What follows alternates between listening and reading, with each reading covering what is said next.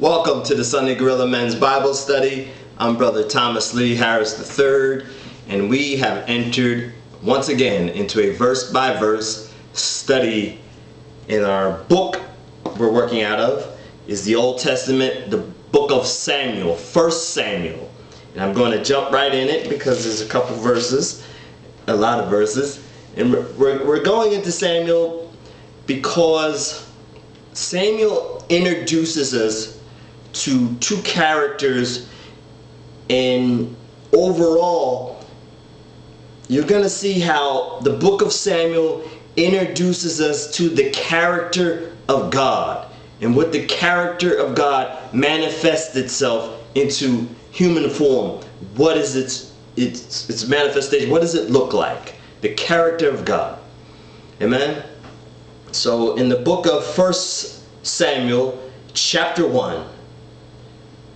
Now there was a certain man of Ramathaim Zophim, of the mountains of Ephraim, and his name was Elkanah, the son of Jeroham, the son of Ehud, and the son of Tohu, the son of Zuphu the Ephraimite. Verse 2. And he had two wives. The name of the one was Hannah, the name of the other was Peninnah.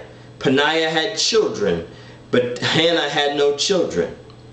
This man went up from his city yearly to worship and sacrifice to the Lord of hosts in Shiloh. Also the two sons of Eli, Hophni and Phinehas, the priests of the Lord, were there. Verse 4. And whenever they came for Elkanah to make an offering, he would give portions to Peninnah his wife and to all her sons and daughters. Verse 5. But to Hannah he would give a double portion, for he loved Hannah, although the Lord had closed her womb. Verse 6. And her revile also provoked her severely, to make her miserable, because the Lord had closed her womb. Verse 7. So it was year by year, when she went up to the house of the Lord, that she provoked her. Therefore she wept and did not eat. Verse 8. Then Elkanah, her husband, said to her, Hannah, why do you weep? Why do you not eat? And why is your heart grieved?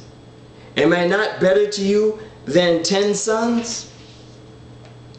So Hannah also, after they had finished eating and drinking in Shiloh, now Eli the priest was sitting on the seat by the doorpost of the tabernacle of the Lord. Verse 10. She was in bitterness of soul, and prayed to the Lord, and wept in anguish. Then she made a vow and said, O Lord of hosts, if you will indeed look on my affliction of your maidservant, and remember me, and not forget your maidservant, but will give your maidservant a male child, then I will give him to the Lord all the days of his life, and no razor shall come upon his head. Verse 12. And it happened as she continued praying before the Lord, that Eli watched her mouth. Verse 13. Now Hannah spoke in her heart, only her lips moved, but her voice was not heard. Therefore Eli thought she was drunk. So I want to pause right there. That's 12 and 13. Imagine Eli the priest is looking in on Hannah, and it says she's praying from the heart, but there's no words. She's crying out to the Lord. That's speaking in the spirit, and he's looking at her. He's not hearing anything, so he just thinks she's drunk. Verse 14. So Eli said to her, how long will you be drunk? Put your wine away from you. But Hannah answered and said, no, my Lord, I am a woman of sorrow's spirit. I have drunk neither wine nor intoxicating drink, but have poured out my soul before the Lord. Do not consider your maidservant a wicked woman, for out of the abundance of my complaint and grief I have spoken until now. Verse 17. Then Eli answered and said, Go in peace, and the God of Israel grant your petition which you have asked him. And she said, Let your maidservant find favor in your sight. So the woman went her way and ate, and her face was no longer sad. Verse 19. Then they rose early in the morning and worshipped before the Lord, and returned and came to their house at Ramah. And Elkanah knew Hannah his wife, and the Lord remembered her. Verse 20. So it came to pass in the process of time that Hannah conceived and bore a son, and called his name Samuel, saying, Because I have asked for him from the Lord. Verse 21.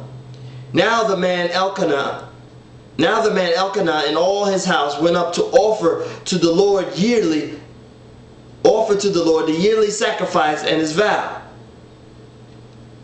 But Hannah did not go up, for she said to her husband, Not until the child is weaned, then I will take him, that he may appear before the Lord and remain there forever. Verse 23. So Elkanah, her husband, said to her, Do what seems best to you. Wait until you have weaned him. Only let the Lord establish his word. Then the woman stayed and nursed her son until she weaned him. Now when she had weaned him, she took him up with her, with 3 bulls, 1 ephah of flour, and a skin of wine, and brought him to the house of the Lord in Shiloh. And the child was young. Verse 25. Then they slaughtered a bull and brought the child to Eli. And she said, O my Lord, as your soul is, my Lord, I am the woman whom stood by you here, praying to the Lord. Verse 27. For this child I prayed, and the Lord has granted me my petition which I asked him. Verse 28. Therefore I also have lent him to the Lord. As long as he lives, he shall be lent to the Lord. So they worshiped the Lord there. Amen. And that concludes the first chapter of the book of Samuel. And we see we're introduced to the character of Hannah, and how she made a promise to God that if he granted her that wish to give birth to a child, that he would give that child to the Lord all the days of his life. And after he was weaned from his mother, she brought the child and kept her promise to the house of the Lord, Shiloh, to the high priest called Eli. And that concludes the first chapter. See you in verse 2. Chapter 2. Amen.